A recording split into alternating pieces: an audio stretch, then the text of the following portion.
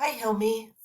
I gave you a 0 on the summary because it's plagiarized. And let me show you how I see that.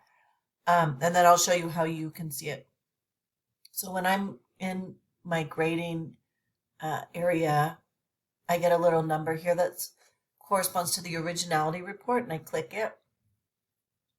And this is a report that Turnitin generates, and it compares what you've written to everything it can get its hands on, like everything on the web and everything that's ever been turned into Turnitin.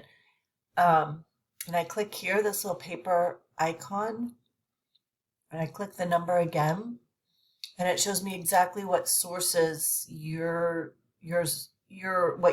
assignment matches. So I can even click on this little arrow and go right to the source and see exactly what is coming over from where. Now let me show you how you can check that.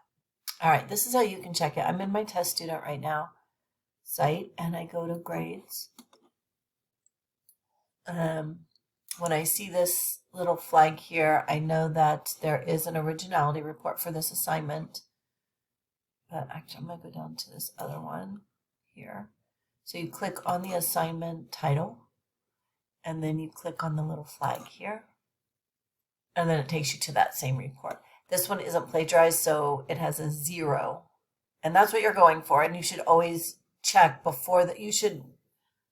When you submit anything for this class, you should check before the due date that you don't need a 0, because if you have direct quotations, those are going to get flagged, and you could have a percentage of like 5 or even a little more. But you want to check and see if you have any problems.